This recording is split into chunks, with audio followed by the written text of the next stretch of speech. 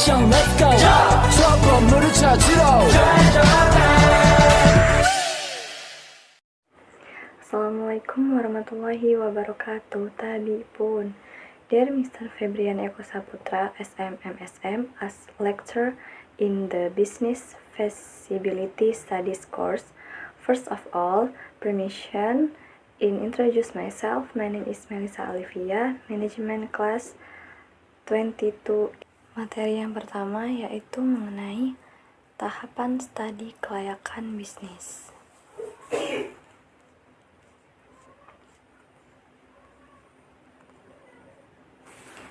Pertama ada tahap pengumpulan data, di mana yang pertama identifikasi kebutuhan informasi, merupakan jenis informasi yang diperlukan untuk mengevaluasi gagasan bisnis dengan baik. Ini bisa mencakup informasi tentang pasar, pesaing, keuangan, teknis, hukum, dan lain-lain. Kemudian sumber data.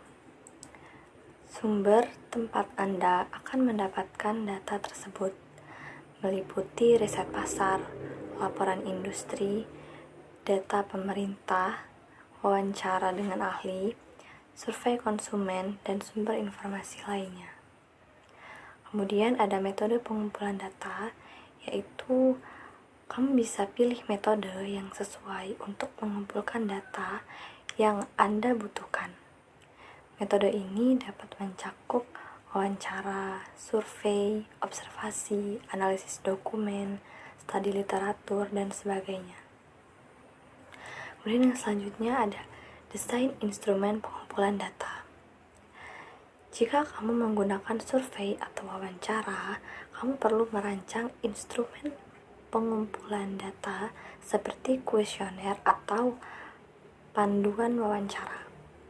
Kemudian yang berikutnya ada pelaksanaan pengumpulan data. Nah, setelah instrumen pengumpulan data siap, laksanakan pengumpulan data sesuai dengan rencana yang telah dibuat. Kemudian yang berikutnya validasi data. Lakukan validasi terhadap data yang telah dikumpulkan untuk memastikan keakuratannya. Ini bisa dilakukan dengan membandingkan data dari berbagai sumber, melakukan pengujian kualitas data, dan memeriksa keabsahan informasi yang diperoleh.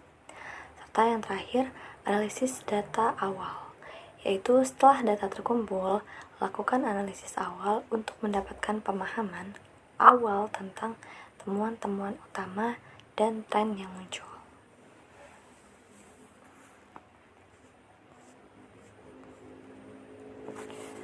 Kemudian yang berikutnya yaitu ada tahap pengolahan data. Di sini ada pembersihan data yang merupakan membersihkan data dari kesalahan atau ketidakcocokan, seperti data yang hilang, duplikat, atau tidak lengkap. Kemudian yang kedua ada transformasi data, di mana data seringkali perlu ditransformasikan ke format atau struktur yang lebih sesuai untuk analisis lebih lanjut. Ini bisa mencakup penggabungan data dari berbagai sumber, pengkodean kategori, atau pengubahan format data. Kemudian yang ketiga ada integrasi data. Jika data berasal dari beberapa sumber, tahap ini melibatkan penggabungan dan integrasi data menjadi satu data yang lengkap dan konsisten. Kemudian yang keempat ada analisis statistik, di mana setelah data bersih dan terorganisir, langkah selanjutnya adalah melakukan analisis statistik untuk mendapatkan wawasan dan pemahaman yang lebih dalam tentang pola, tren, hubungan antar variabel dalam data. Kemudian yang kelima ada visualisasi data, di mana melibatkan pembuatan grafik, diagram, visualitas lainnya untuk mengkomunikasikan temuan-temuan dari analisis data dengan lebih jelas dan mudah dipahami. Kemudian yang terakhir, interpretasi hasil, di mana tahap terakhir yaitu menginterpretasikan hasil analisis data untuk mendapatkan pemahaman tentang implikasi bisnisnya.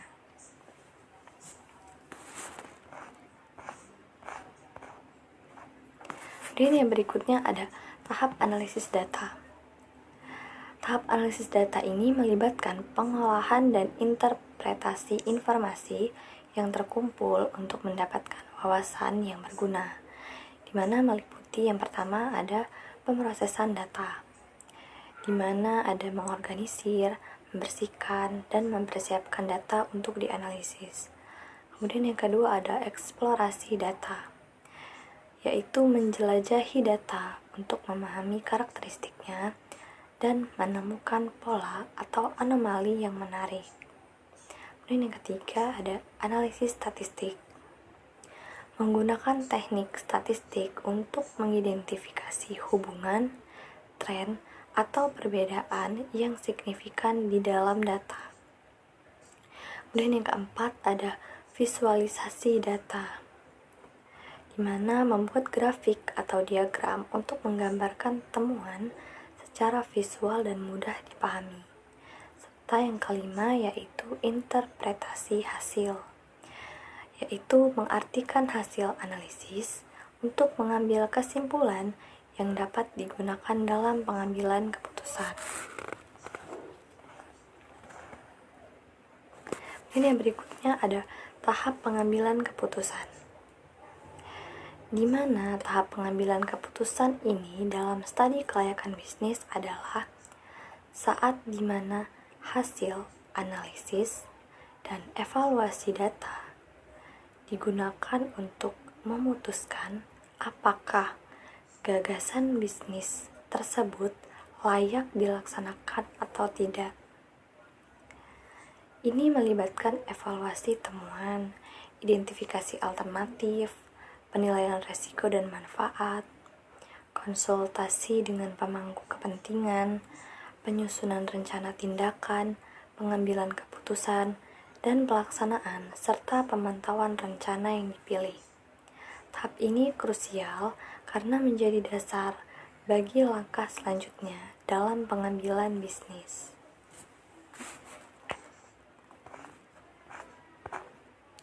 Kemudian yang berikutnya ada rekomendasi, di mana yang pertama ada sintesis temuan, yaitu menggabungkan temuan dari analisis untuk memahami secara komprehensif potensi bisnis, risiko, dan peluang. Kemudian yang kedua ada identifikasi solusi, di mana menyarankan langkah-langkah atau tindakan yang dianggap paling sesuai untuk menanggapi temuan studi kelayakan bisnis. Kemudian yang ketiga, pengambilan rencana tindakan, yaitu merumuskan rencana tindakan yang terperinci untuk melaksanakan rekomendasi, termasuk langkah-langkah spesifik dan jadwal pelaksanaan.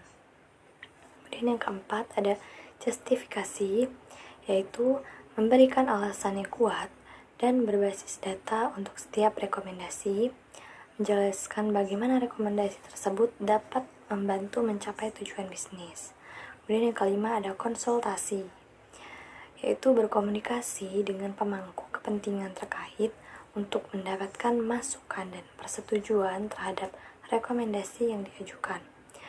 Dan yang terakhir presentasi, yaitu menyajikan rekomendasi secara jelas dan persuasif kepada pemangku kepentingan untuk mendapatkan dukungan dan persetujuan.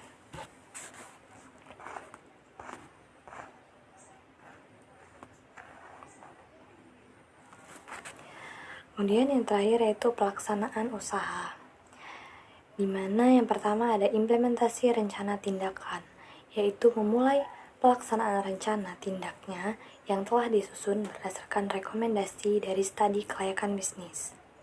Kemudian yang kedua pendirian bisnis, yaitu melakukan langkah-langkah konkret untuk mendirikan bisnis seperti pengaturan hukum, perizinan, pembukaan rekening bank, dan pembuatan infrastruktur operasional. Kemudian yang ketiga ada pengaduan sumber daya, yaitu memperoleh semua sumber daya yang diperlukan untuk menjalankan bisnis, termasuk tenaga kerja, peralatan, bahan baku, dan modal. Kemudian yang keempat, Pelaksanaan strategi pemasaran. Menerapkan strategi pemasaran yang telah dirancang dalam studi kelayakan untuk memperkenalkan produk atau layanan kepada pasar target. Kemudian yang kelima, operasionalisasi proses bisnis, yaitu memulai operasi bisnis sesuai dengan rencana yang telah diterapkan, memastikan semua proses berjalan sesuai dengan standar ditetapkan, serta yang terakhir, pemantauan dan evaluasi, di mana terus memantau kinerja bisnis, mengukur pencapaian terhadap tujuan yang terterapkan, dan melakukan evaluasi berkala untuk mengevaluasi efektivitas strategi dan keberkelanjutan bisnis. Well guys, that was a little explanation regarding the material I have conveyed. I hope it can be understood well and is useful for all of us. More or less, I apologize for ending. Wassalamualaikum warahmatullahi wabarakatuh.